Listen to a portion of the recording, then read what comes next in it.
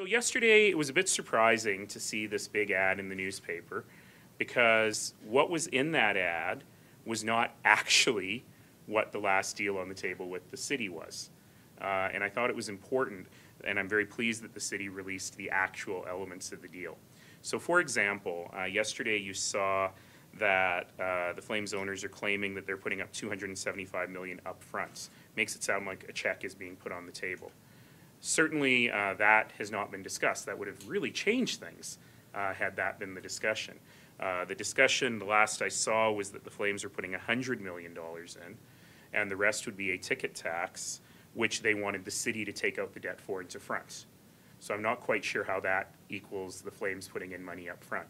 In fact, if you use the argument that the ticket tax is the Flames revenue that they're giving up, can't you use the exact same argument that the property tax is the city's revenue that the Flames want them to give up? So in other words, the city ends up paying 120% of the arena? I mean, they're both silly arguments. I've said from the very beginning, the city's at the table. There's lots we can negotiate. You know, one of the things the Flames released was a projection of how much they expected to pay in property tax and how it was way too much, which was surprising to me because no number's ever been on the table.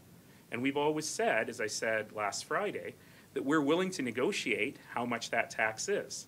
So I don't even know where they got those numbers from.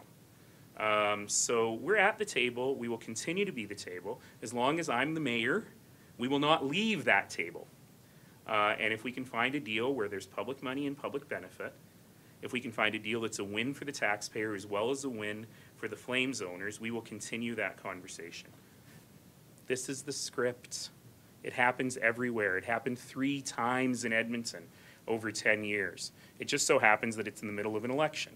And I am very confident that cooler heads will prevail, and whoever's lucky enough to be in this job after the election will start those conversations again. If you actually believe that personalities matter and that this is a manhood measuring contest, come on. This is about money.